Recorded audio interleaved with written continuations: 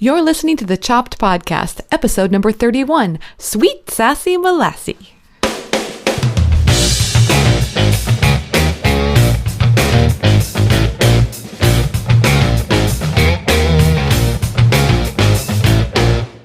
Hey everyone, I'm Marley of the blog Namely Marley. Thanks for joining me today for the 31st episode of the Chopped Podcast. This is the podcast designed for people just like you, bloggers who love food. Each week I'm sharing thoughts, stories, interviews, everything related to food blogging so that we can all learn together about what works with food blogging and maybe even a little bit about what doesn't.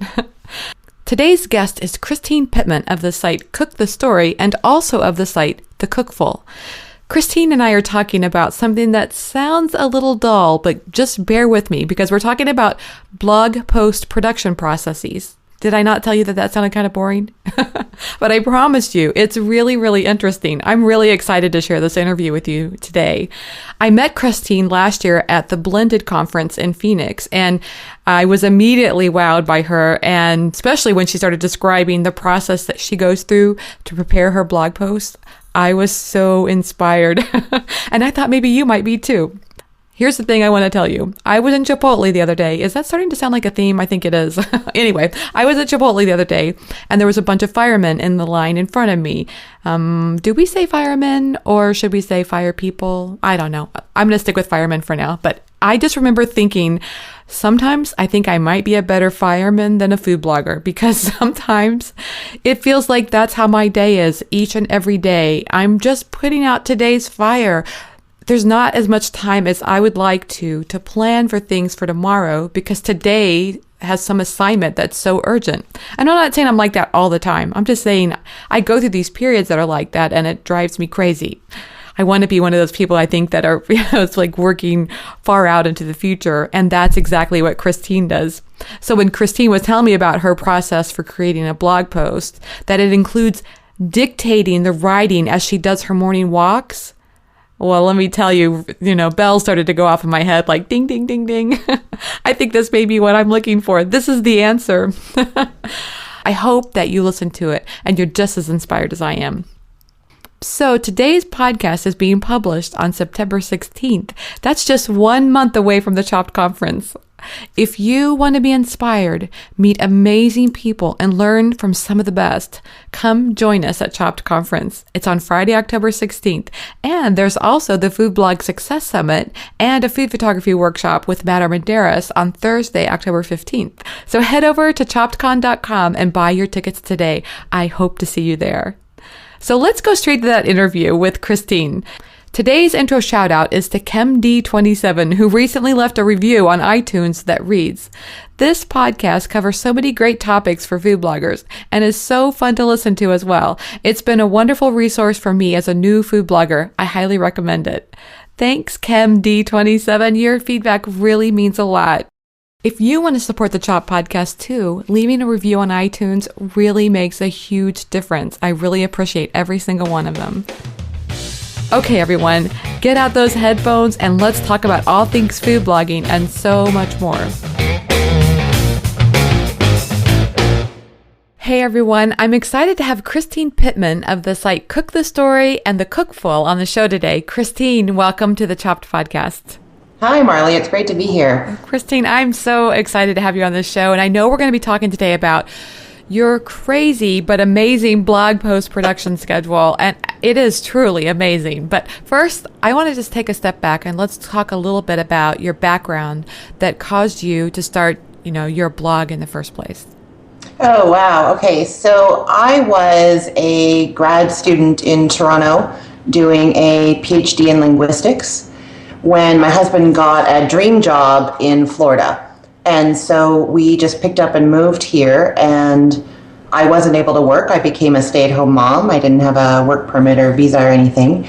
And I got a little bit bored and decided that I would practice food writing by starting a food blog and hoping that eventually I would be allowed to work in the States, and by then I would have some experience writing. And that's how Cook the Story got started.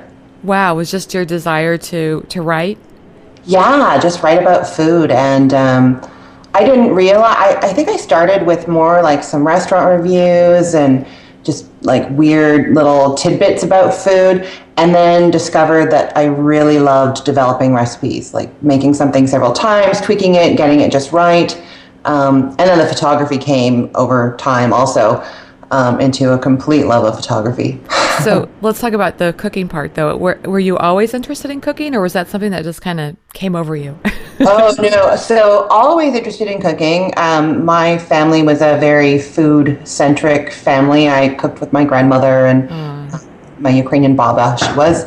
But then my parents also had restaurants when I was growing up. They had a spice packaging company in our basement, and my dad was a meat inspector for the federal government, and on the side, smoked meat to sell, like kielbasa and bacon and stuff like that.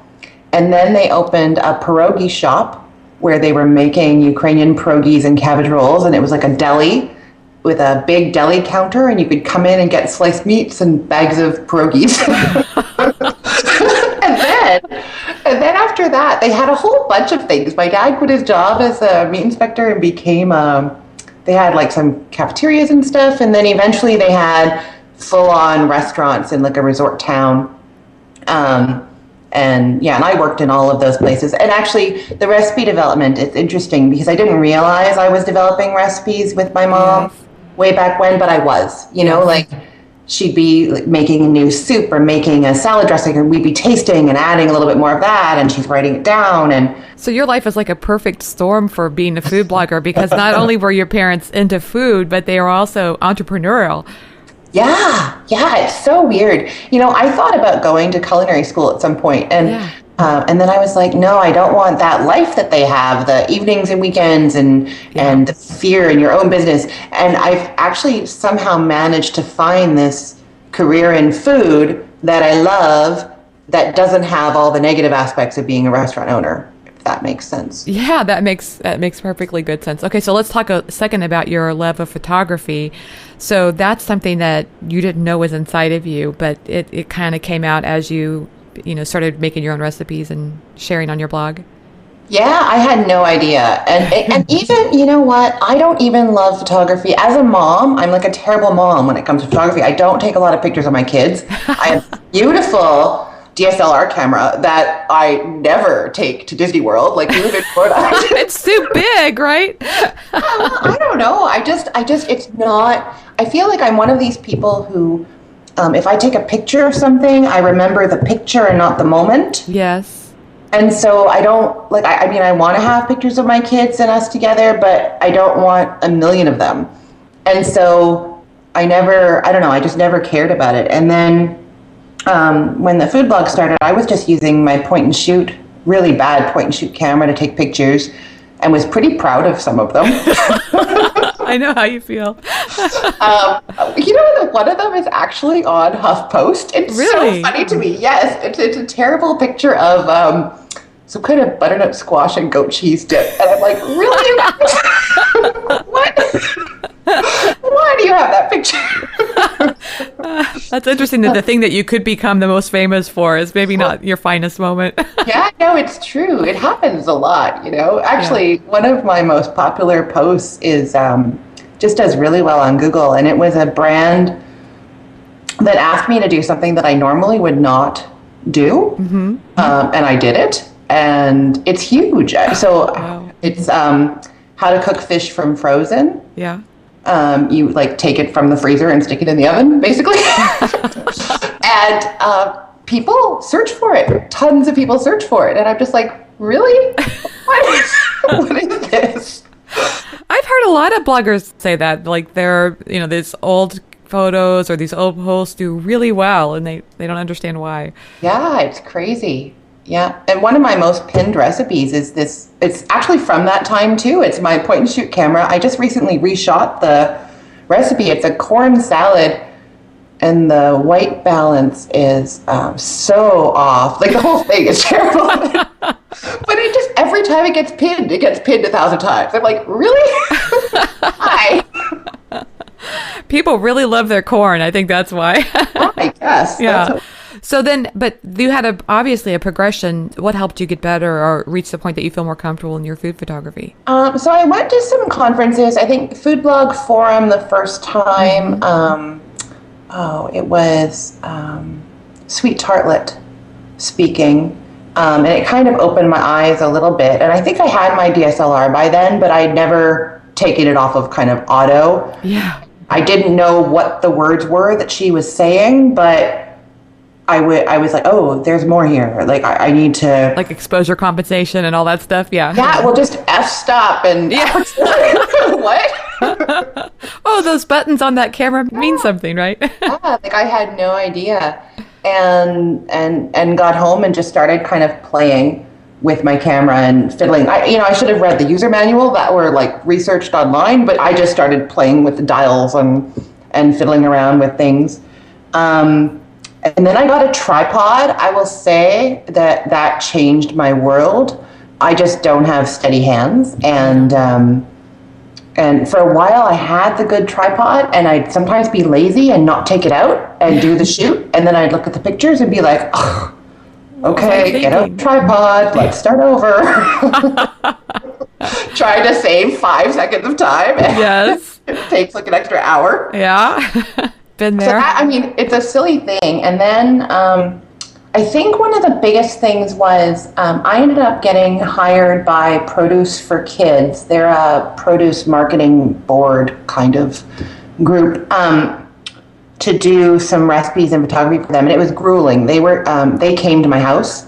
Wow. And we did, I think, 27 recipes in 5 days, maybe.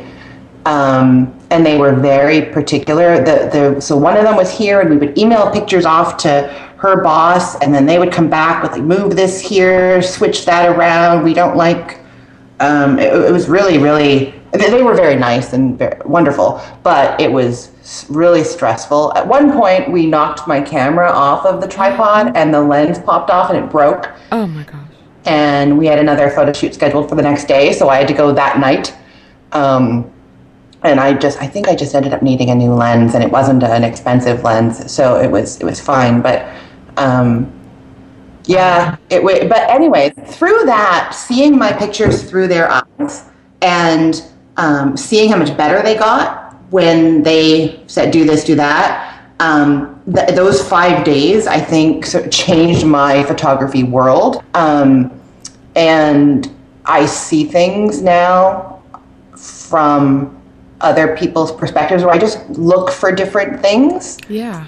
I was going to say, that's one thing I love about food photography is I feel like just learning a little bit more about DSLR and taking shots.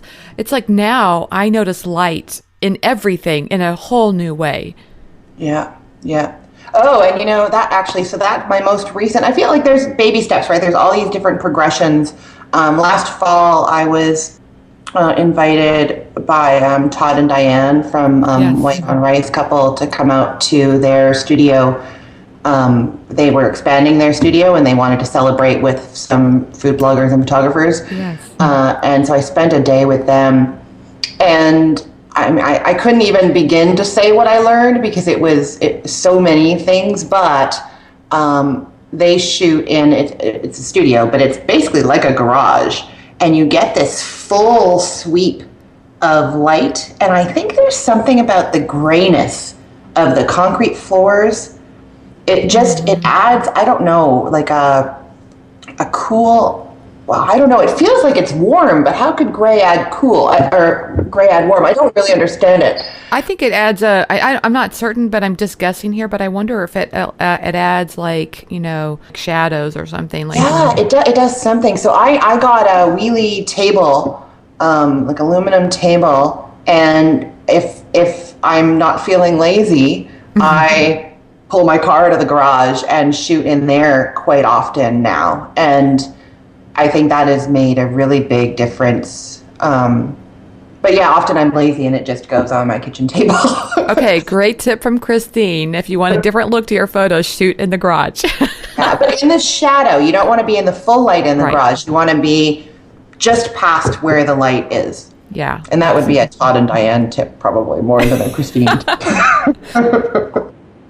So I first met you at Blended Conference last year in Arizona, and I was just so impressed by, first of all, you're just so much fun, but, yeah. But also, I was just, you described your blog post production process, and I was in awe. I've never met someone like you that's so motivated and anal and OCD. Yeah, maybe a little bit of that too. Yeah. Yeah, just a bit. But your editorial calendar, I seriously am jealous of that. I thought we could talk about this in two different levels. First of all, the top level being your editorial calendar and how you plan out into the future. Can you describe that a little bit for everybody? Yeah, so what I do is I print out some blank calendars, like paper calendars that I find online. And ideally, they have holidays marked on them pretty clearly so I can see. And don't forget that Valentine's Day is coming up or whatever. And I sit down with the calendar and I think about the time of year and the season and what's in season and what the holidays are and the types of recipes I've been doing lately. If I've done a lot of side dishes, well, then I want to do some entrees. I never do enough desserts because I don't have a sweet tooth, so I might want to do, and I kind of jot that down, like entree, side dish, dessert with the Thanksgiving theme in the calendar. And several months ahead, like right now I'm working, we're in September and I'm working on sort of December, January, I guess, on the calendar. Mm-hmm. And so then once I've done that, I get a little bit more specific and I pull out my two favorite resources are the Food Bible I've got it here. Oh, it's right in front of me. Yeah, that's how I use it all the time. The Food Bible is by Karen Page and Andrew Dornenberg, and it's organized by ingredient. And for each ingredient, it tells you what other flavors and ingredients go with it. I have that too. I love that book. I love it. Yeah. And so if I'm like, okay, I want to do something for fall that has butternut squash and as a side dish, then I'll kind of flip through that book. And the other one that I have is called The Flavor Thesaurus. It's a British author, and I just find that her take on flavors is slightly different. European flavor palette is a little bit different from North American, so sometimes I get some different ideas from there. And I should tell you her name too. It's Nikki Segnit, N-I-K-I is the first name, Segnit, S-E-G-N-I-T. And so I sort of build it out from there and then end up with this plan on this paper calendar of what recipes I'm going to make. So that's the first step. That's the first step. And how far out in the future do you typically plan? I'm usually like 3 to 4 months ahead. There was a while, I think when we met Marley, I was like a good 6 or 7 months ahead. It's going crazy. I actually, I had hired an intern for the summer, a high school student, and I paid her $10 an hour, and she was amazing. I taught her how to edit pictures and how to put together blog posts. So, everybody listening is probably a food blogger. You have your content, what you say, like your writing, and you have your pictures, and you have your recipe. And then when you actually make the WordPress post, there's all the stuff. I think of it as right and bottom. All the stuff on the right, tags, categories, featured image, and then the stuff on the bottom, your plugins. Like I have the Yoast SEO plugin, and I have like where I enter my recipe down there, and excerpt. What else is down there? Oh, I use CoSchedule, so I schedule my social media in there. So there's all the right side and bottom side stuff. So she would take the pictures and edit them and then plug them into the blog post, and I would give her my words. I would email them to her, and she would copy and paste those into there. So she would do that stuff virtually even? She would come here, actually, and that was more because, I feel bad saying this, she just got distracted very easily. And so I originally had said, you could probably do this from your house. And then after she was here for a while, I was like, oh no, you need to be here. Because you shouldn't be on Facebook right now. Yeah. Exactly. Well, and texting and although, in retrospect, I was pretty, it bothered me. And I think that's how people function now. You're constantly working and texting and Facebooking, and it can be very productive, and I don't think I was seeing it Yeah. that way. Yeah. That, she didn't actually take a lot of actual breaks, but she was having like a constant break all day and getting tons of work done. But I like your idea of this right and bottom. If there was somebody to handle the right and bottom of every post, that would be so helpful. I know, it's amazing because it just takes time, right? And coming up with like just your catchy little excerpt, and then scheduling. I mean, co-schedule. I love I schedule my social media right in the blog post. And you have a creative way of using co-schedule, but maybe we can get into that now, I guess. But I liked how you talked about you created basically some formulated tasks that you assign to every blog post. Yeah. So in co-schedule is like an editorial calendar inside of WordPress.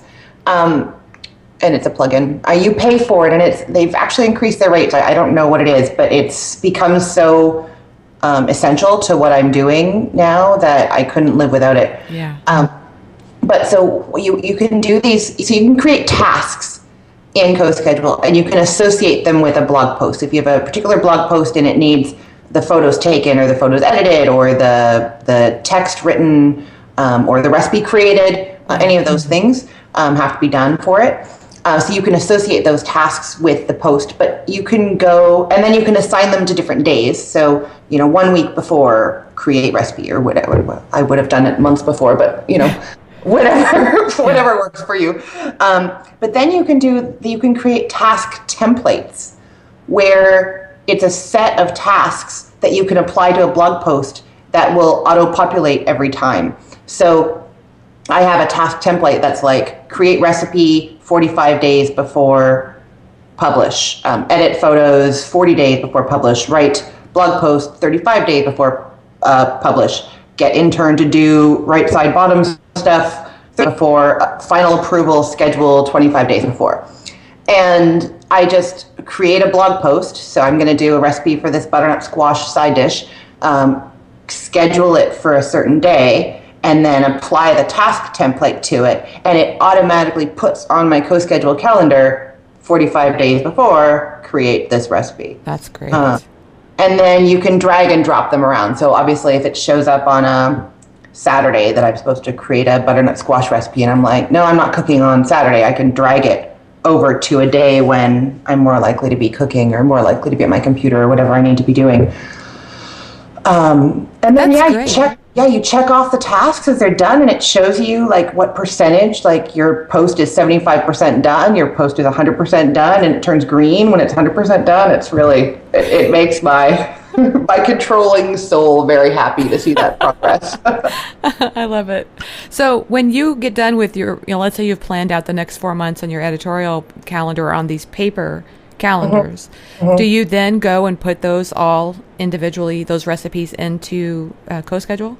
Yeah, that's exactly what I do. So the paper calendar is kind of, I guess it's usually further out. Like I have, or like it stays next to me, and if I just get an idea, like, January healthy eating, and whatever, cauliflower is really trendy, and I just had this idea to do this thing, I'll jot it down so that when I go and look at that calendar later, and I'm planning, those ideas are there, and it's just a working document that I erase and scribble on and everything else. And then sort of like 2 months, I guess, before, I'll just sit down with the calendar and plug in all those recipes. It's basically creating a new blog post for each one, but the blog post is empty.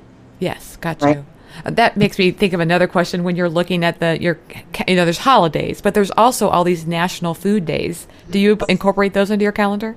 A little bit. The ones that I really love and have seen like a lot of attention around, I've done, but sometimes I don't think it makes a ton of sense. Like, I mean, I guess I have Margarita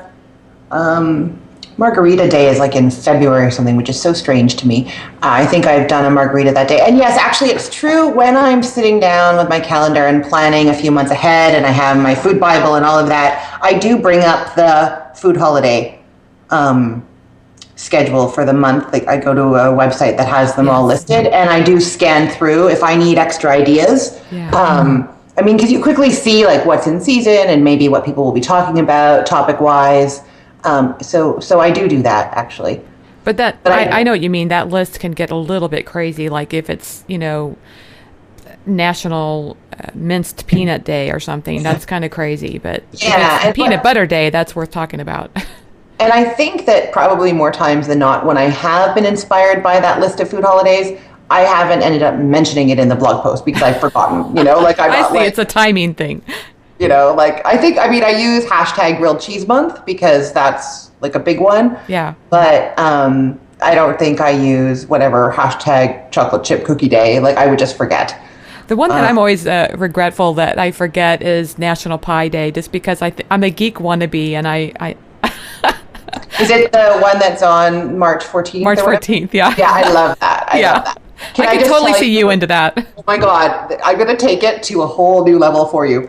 Okay. When I was at grad school, I was studying linguistics, and PIE is actually used short for Proto-Indo-European, the language that like English and Romance and all those languages came from, Proto-Indo-European. So on Pi Day, we would have like a colloquium, like a talk about something Proto-Indo-European at Eat Pie. This is so geeky. I love it. Oh my God.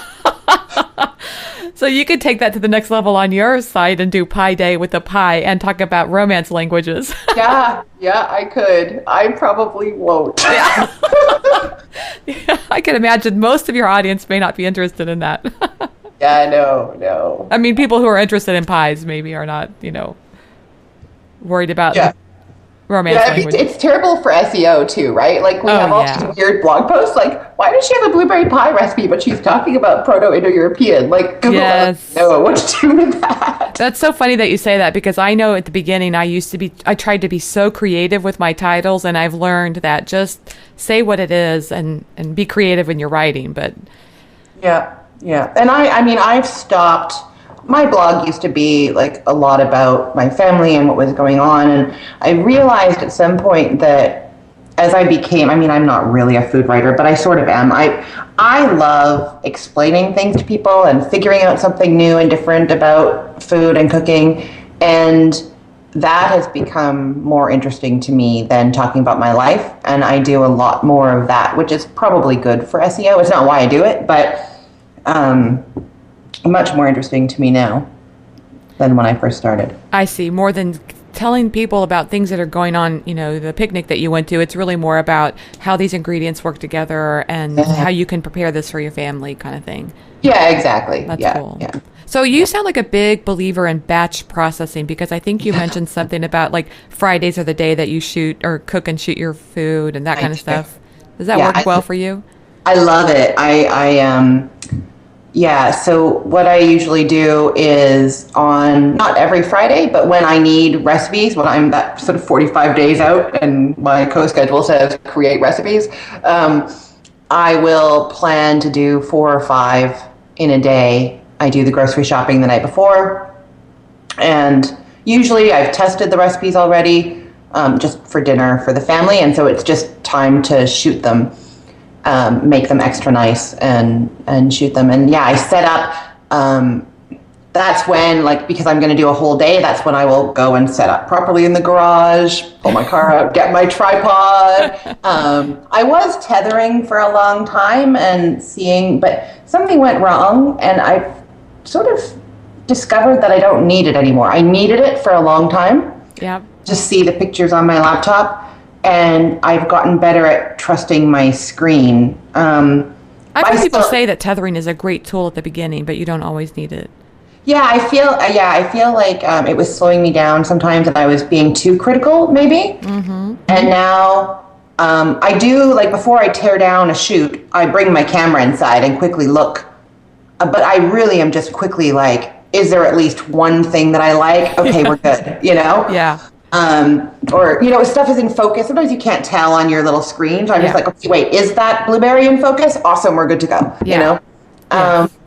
So that's the day when I set up everything properly. I start with an empty dishwasher and a clean kitchen. I do all that the night before. And then I cook, put music on, and or podcasts. There's particular podcasts that I or actually radio programs that I like that are on Friday. And it's this really fun day for me. I find that the social media world dies down a little bit on Friday as people plan for their weekends and stuff. And so I'm not worried about being away from my computer. I don't get as many emails on Fridays usually. And so I'm just in the kitchen, cooking and shooting all day. The kitchen gets completely trashed. And then I pick up my kids and get them home and pour a glass of wine and work on tidying up. My husband gets home, he gets a beer. Maybe we snack on an appetizer if I made one. We have food for, there's food for dinner, so I don't have to cook that day. Yeah. And usually there's some lunch type stuff available for the weekend.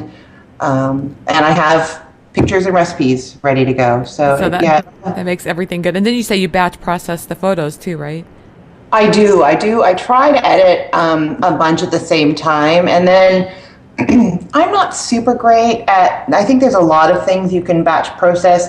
I do use it for resizing a lot. So I'll edit like 5 or 6 pictures and keep them all open. And then I use Photoshop Elements. Is that what it's called?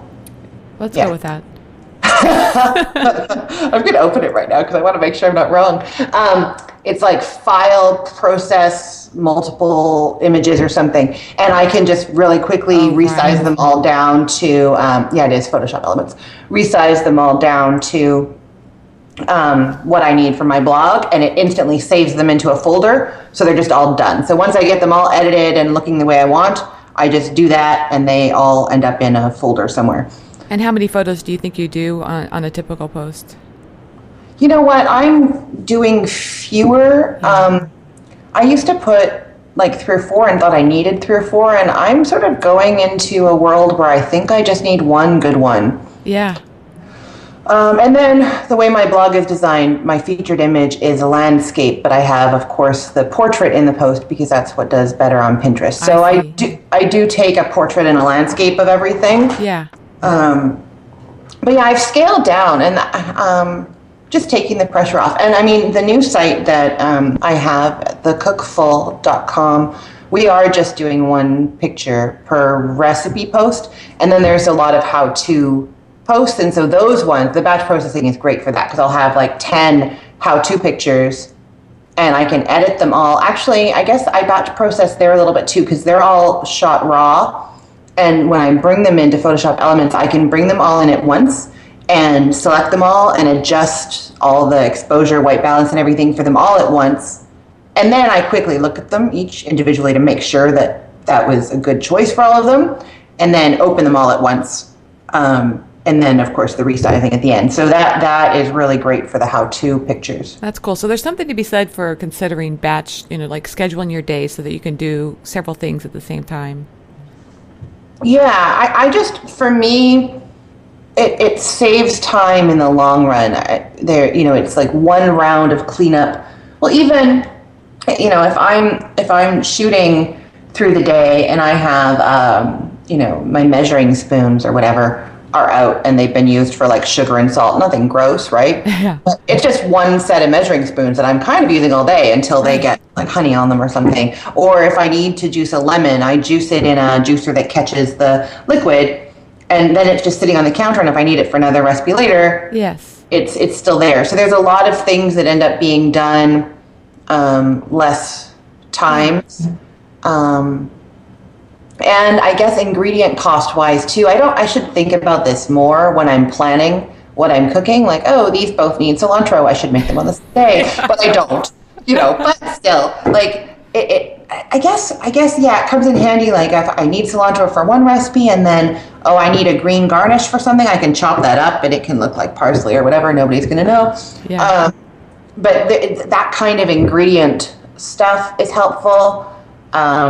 So I save time there with the cleanup. And then I feel, I mean, it's just because I'm like me and I schedule the way I do, but I feel a relief knowing like, well, I'm moving to only post once a week on Cook the Story now. And so if I do a day and I cook 4 or 5 recipes, my recipes for the blog for a month could be done. Done, yeah.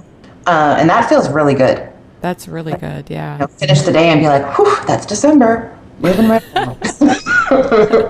Yeah. So let's talk a little bit about, and that was kind of part one. And I think part two is really about a specific blog production schedule that you do. Because I love, at least when I talked with you, you talked about how you actually write your blog posts as you're taking your morning walk, which I love.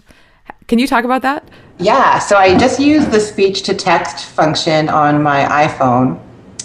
And I think I started doing it that summer that I hired the intern, or maybe shortly before that. I just needed so much content so quickly, and I guess I was finicky about my writing. Maybe because of my academic training or something, I would be sitting there writing and correcting and looking over and over again. And I had the idea to try to speech to text the posts, and it works. I do a 2-mile, I live on like a circle around a lake, and it's exactly 2.2 miles. And in that time, I can speech to text on a good day for blog posts. And you don't take any notes with you? Like I would, like when I sit down to write a blog post, I've got all these notes around me, but I feel a lack of trust in myself in being able to remember those things. Well, some stuff I end up having to correct. So the speech to text will go something like this. It's like, oh, don't you love blueberry muffins? They're just the best. These ones are super healthy because they use applesauce instead of butter. Double check. Did I use applesauce or did I mash bananas? I love it. And so it's like right in there. Yeah. And like if it's going to one of my team to work on for, then I'll actually put notes in there for them. Note to Lindsay, make sure you find out what year this was invented for real and not my made up year, Yeah, exactly. So let's talk specifically. You go into the notes section of your apps. Yeah, and okay, so I'm super anal, so I'm gonna bring it up. I have a note that says I can't even find it right now. It's called posts needed. And in there is the list of recipes that I've already cooked that I haven't dictated a blog post for. And so I leave the house and I'm like, okay, I need to talk about shrimp scampi pasta bake. And it's like right there on that list for me, ready to go. I'm not great at remembering to delete them from that list, but whatever. I do add them. I remember to add them to it so that as soon as so that when I'm ready to leave for my walk, I'm not floundering around looking, oh, what do I need? What do I need to talk about? You're not writing on your hand the 5 that you're going to be working on today. Yeah. But I write on my hand a lot, actually. It's the best. So then do you open up a new note then for the post that you're working on? Yes, I open a new note for each post that I'm working on, and I say the title at the top so that when I open my notes, I can see them all by blog post title. Although, as soon as I'm done speech to texting it, I email it to whoever is going to be putting it onto the blog post. So I'll either email it to myself or I'll email it to one of the other people who are working with me, and then I don't even ever look at it again. So I don't know why I have them all. There's probably 500 notes, and they're all food titles, and it just goes on and on and on. And so when you open up, let's say you're doing one on black bean brownies, and you go in, just so everybody knows, there's a little microphone right next to the space bar, and that's what you click on? Yes. So it is a little microphone, and I'll just say that. So where is it? It's right next to the space bar. It's a little microphone, and it makes a blink noise. Yeah. When you start that. Yeah, I heard it. Yeah. And it'll blink like that again if it decides to stop. For some reason, it only lets you go for so long. I'm trying to see if it'll do it. And it's speech to texting right now, everything. Oh, that's so cool. No, it's not going to do it now. Anyways. And then you click done. And so I do a lot of stopping and starting. I'll say a few sentences and then I click done. One thing I've noticed, I don't know why, but for some reason the speech to text seems to be dependent on having a good internet signal.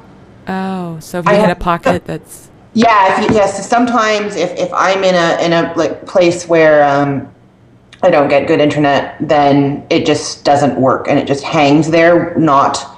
And I have Populating the words. no idea why that would be. Yeah. You do need to have, whether it's Wi-Fi or just your internet signal going. And then when you get back, there are these notes with all the text right there, and you just email those to your assistant, or you can email it to yourself, however you want to do that. And then I copy it and paste it into the blog post.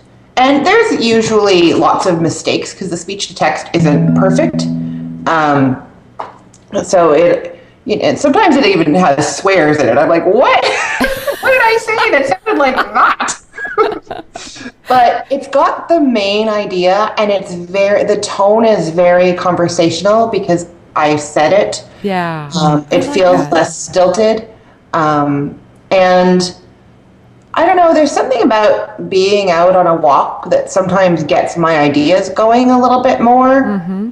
And I run a little bit. If I'm not speech to texting, I actually run. I don't walk. But so those are days that I specifically choose to walk. But I'll sometimes run for the first maybe half mile and just sort of like loosen up and think about the things I'm going to be talking about, and maybe an idea comes to me.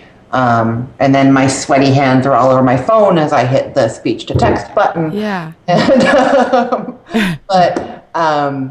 Yeah, it's like how you can have good ideas when you're in the shower, or exactly. There's a meditative state that kind of comes over. Like when I'm driving, I get a lot of great ideas. I actually have speech to texted at red lights before. If I suddenly am like, oh God, I have to say this before I forget it. Yeah. Yeah. But what I love about this too is that I feel like sometimes I can be in front of my computer way too much. And I love the idea of going, okay, I'm going to write 5 blog posts this morning, and so I'm going to do it on my walk. Yeah, and you know what? It's become so much a part of my process that I can't really just write anymore. I'm overstating it a little bit, but if I have a sponsored post due in a couple days and it was short notice, so it didn't get the whole task template 45-day process treatment, and I need to do it now, I'll just go for a walk in like the middle of the afternoon and be like, okay, I'm going to go and get this post written, basically. And I have to speech to text it now. I've actually even sat at my desk and speech to text it, like not gone on a walk. My computer's right there. But it's become the way that I write these posts, so that's great. It's weird. That's great. So I also just wanted to talk with you a little bit about, Cook the Story, your site. When did you first realize that being a food blogger was actually going to become a career for you? I think it was probably at the same time I was talking about before with Produce for Kids, when they hired me for that big contract.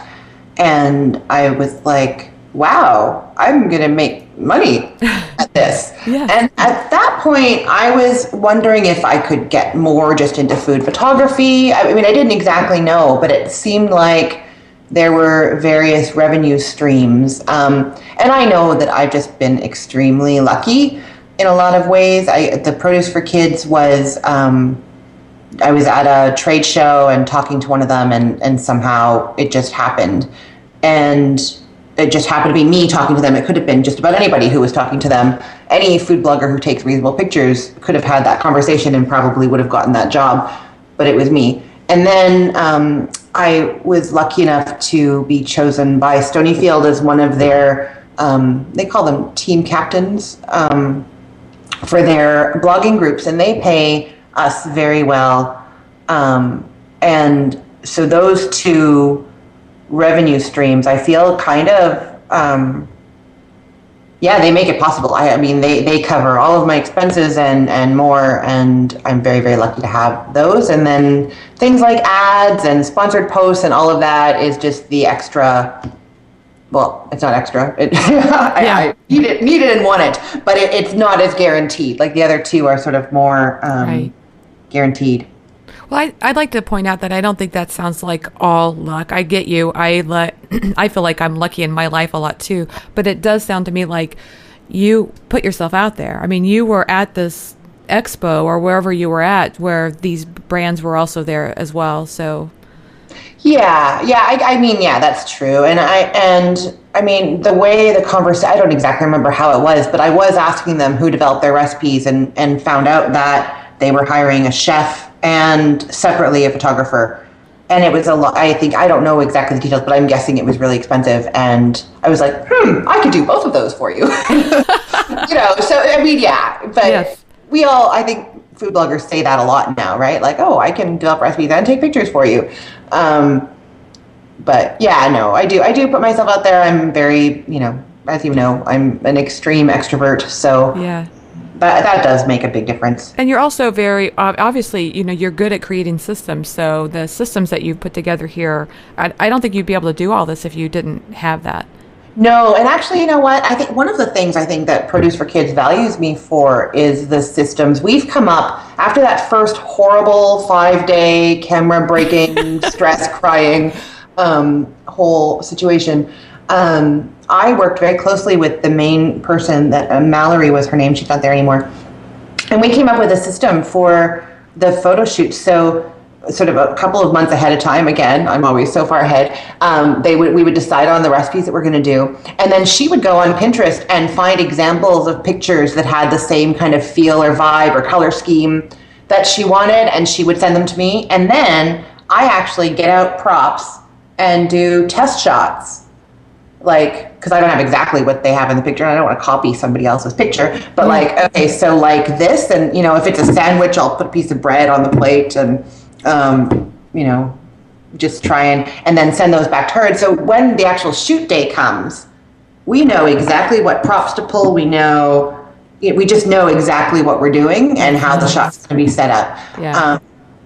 And we just have the system. We use Google Docs, and we're just on top of it. And I think it makes it really easy for them, and it makes it easier for me. That's great. And then there's no surprises from either direction. Yeah, because at that first shoot, that 5 days, I mean, what would happen is they told me originally that they wanted like light and bright, a lot of white with pops of color. And then some of the recipes were for like Italian dishes, and they were like, can you make it like darker and moodier? And I'm like, I don't have that stuff. You want it bright and light with lots of color and moody. Yeah, but I don't think they'd done anything wrong. They just hadn't really, none of us had given it a lot of thought. Yes, I get that. And I actually went prop shopping one night. I went to Target when I realized that I didn't have what I needed. I think I spent $200 on props at Target that night. Just sort of panicked that I didn't have what they expected me to have. It was a learning experience. To say the least, yeah. So let's talk a little bit about, you've got a new site that you're working on right now called The Cookful. How's that going for you? Oh, it's super exciting. So it all comes from what we're talking about, I think. I realized at some point that I didn't want to be doing as much social media, and I really want to be cooking and in the kitchen, or even more than that, I want to be deciding what other people are cooking in the kitchen. Yes, exactly. I want to, brainstorm and come up with ideas and sit down with creative food people and, talk about food trends and what's going on in the food world, and just inspire each other, and play with my calendars and jot things down on calendars. That's what I want to do. And so that's how this was born. It's a site for people who love food and love to cook, who are kind of like food geeks, who geek out about food stuff a bit. And what we do is take on a topic. So we're starting with popcorn. And we just talk about popcorn for 2 weeks. So we've got a whole bunch of different ways to pop popcorn: on the campfire, in the microwave, on the stove. And then we actually have a post called 15 Ways to Pop Popcorn. And I will tell you that a heat gun pops up in there somewhere. Pops up, yes, I love it. Yeah. And 2 kinds of popcorn balls, and sriracha bacon popcorn. And oh my God, I am going to blow your mind. Okay, I'm ready. So the sriracha bacon I was testing this recipe, and I'm like, this is such a cliche. Like, I'm launching this website with one of the most cliched things in the food world, like loving bacon and loving sriracha put together. But like, oh my God, how I love sriracha. And respecting myself, And then I'm thinking, what would be even worse is if I put a fried egg on top. Like, that would just be like all the cliches of the food world. And then I was like, no way. and I fried an egg and I dipped popcorn in the egg yolk, and it is the most delicious thing in the world. And so there's a post about dipping popcorn in egg yolk. You are now officially cliche. I know. I'm like all the cliches all over the place. But that is somehow like way too cool, right? I love it so much. And the picture's cliche too. Like it's like big drip of yolk off of popcorn. It's really great. But you know what? If you think about it, like how many love songs are cliche, but people keep writing them and people keep singing along with them. And there's just, sometimes that's just what works. Yeah, well, no, and it's because it's good, right? If bacon wasn't good, people wouldn't keep writing about it, right? We don't like obsess over, I don't know, trying to think of something that isn't good, but I don't want to offend anybody. But like, you know, there's just not the same love affair over spinach as there is over bacon. And I do love sriracha. Oh, sriracha is so good. But yeah, so the site, we dive into these topics. We put a whole bunch of stuff on the site ahead of time, because we didn't want people to come and think it was just about popcorn. So we actually have a whole topic on Eggs Benedict, complete with like, Eggs Benedict is the perfect hangover cure because it was invented to be that way. That's a good teaser, right? Yeah. You have to find out why Eggs Benedict was invented. But yeah, Eggs Benedict, we have margaritas on there, quick soup recipes, and now we're doing stuffed peppers. So we're just talking about stuffed peppers right now. And are you the only writer, or are there other writers? No, yeah. So I've hired a little editorial team, amazing women, Lindsay and Amy. Lindsay she has a culinary arts degree and she's studying creative writing, and she's in Sweden right now for a term learning about Swedish food and making us jealous. And she has a food blog as well. And I am blanking. Lindsay, I am so sorry. And then the other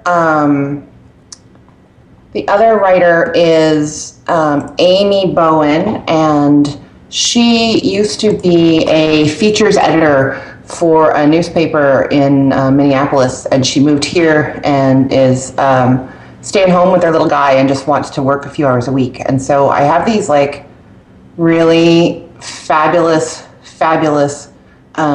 writers who are, creating really great content. And then on top of that, we are taking contributions, writing contributions. Lindsay's blog is Cook and a Good Book, a personal blog focusing on recipes based on literature. Oh, I love it. Yeah, she's really a fun, interesting girl. She sounds like a great fit for you with Cook the Story. Yeah. Oh, yeah. And she has so much energy and so many great ideas.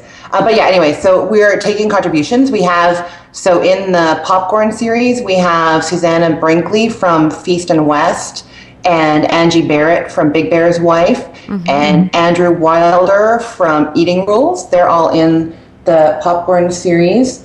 And then, and we're paying writers if people are interested, food bloggers out there interested in making money. What we do is we send out a newsletter letting you know what topics we're going to be covering, and you can then email and pitch us your topic. And the newsletter is thecookful.com/writers, WRITERS. And if you sign up there, you will get the emails. And we're right now we're not taking recipes or photography because we know that we can't pay you enough for those, and they're expensive and time consuming. We're taking more of the sort of roundups or, how-to. Andrew's post is do-it-yourself microwave popcorn. Angie's is 15 ways to pop popcorn. Susanna's was 101 popcorn toppings. So that kind of idea, things that you can do in a couple of hours and send our way. So do sign up for that if you're interested. Oh, that's great. It sounds like you've got so many exciting things going on, but we're at this point of the interview where I get to ask what's coming up next for you, but you sound like you've got everything's coming up next for you. Yeah, just this right now. I mean, I'm scaling Cook the Story back to once a week, which feels really good. And then this is just kicking into gear. We're I guess the biggest thing about the site is that each topic is coming with an ebook that people can get. And so Wow. actually it's Susanna from Feast and West who's designing the ebooks. But just we have to, if we want the book available when the topic comes up, we have to be sort of way ahead. And I'm learning a lot about producing these and what's involved with ebooks. So just how to get them out to people, like that is. Wow, that I may have to have you back on the show and we can talk about that later. Yeah, no, I know it's crazy, right? And like the opt-in monster I'm using right now, but there's all the different, ways that. Is that like link bait? Where I don't even know. Sign up. It's one of these things that pops up a window that says, get the free popcorn magazine when you subscribe here, right? I got you. So it's a pop-up opt-in window. But yeah, just looking at those and we're trying to make the site very, each topic very topic specific. So we had Lindsay Landis from Love and Olive Oil designed it beautiful things. The logo changes depending on which topic you're on, and we're trying to make all the sidebars very specific and trying to find different ways to attract sponsors with that. So there's lots of different angles and things that we're working on for the new site that is going to consume all of my time. I bet. So that's what's coming up next for you over the next few months. Yeah. And conferences. I'm going to some conferences and stuff too. So. Oh, that's cool. That's great. So, okay, just a few quick and fun questions here at the end of the interview. What's one food item you can't live without? Cheese.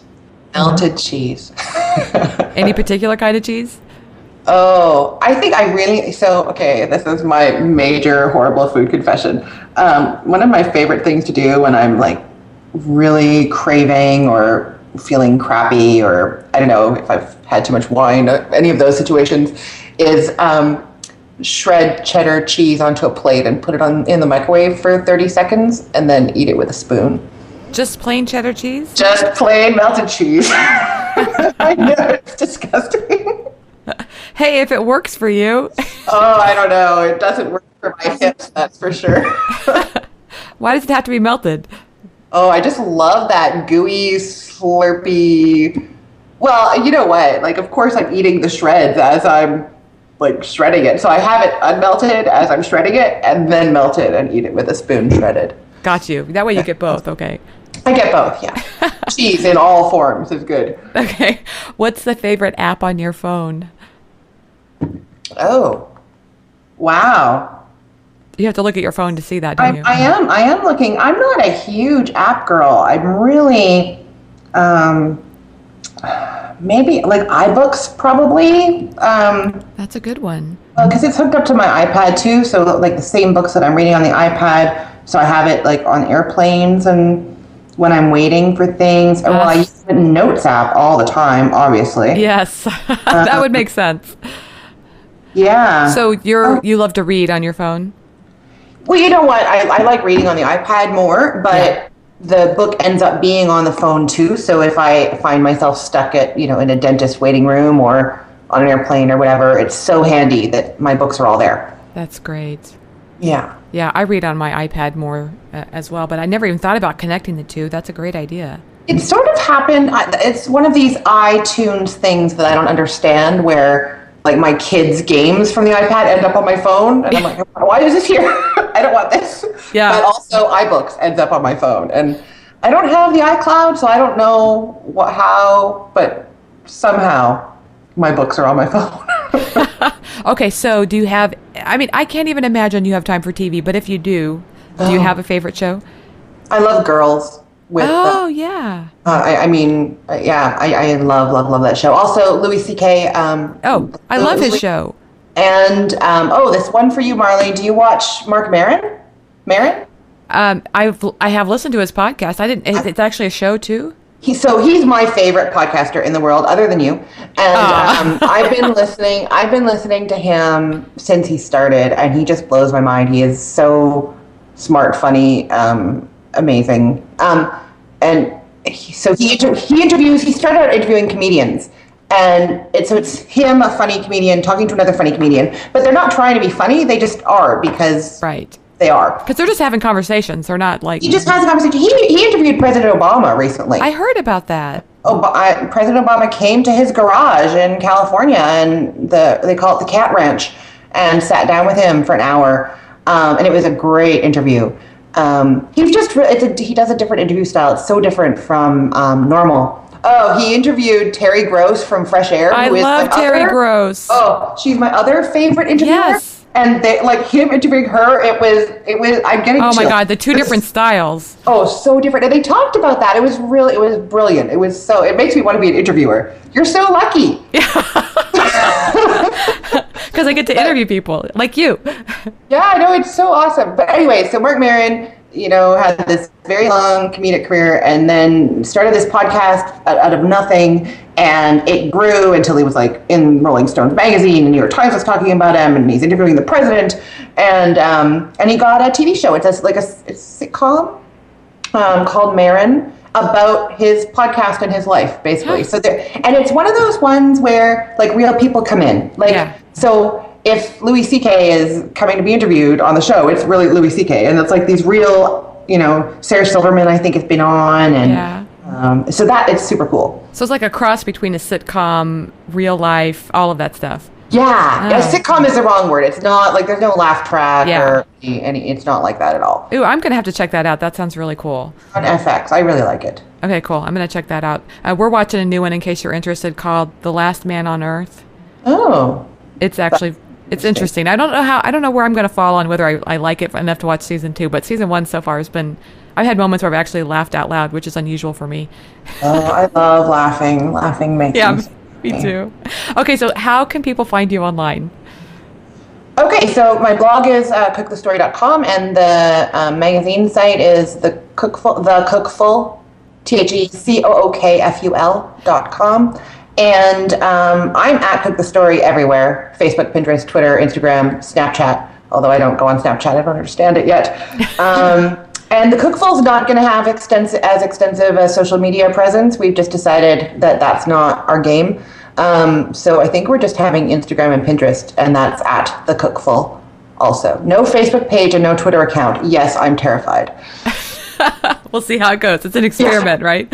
Yeah. Everything's an experiment. Christine, thanks so much. I had a great time talking with you today. I had a great time talking with you too, Marley. Thank you so much for having me. Thanks to Christine Pittman for being my guest on today's episode of the Chopped Podcast.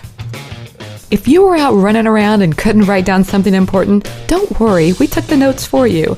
Just head on over to choppedcon.com, where I put up links for each show, including the stuff we talked about today and more information about our guests. I hope you're loving the Chopped Podcast.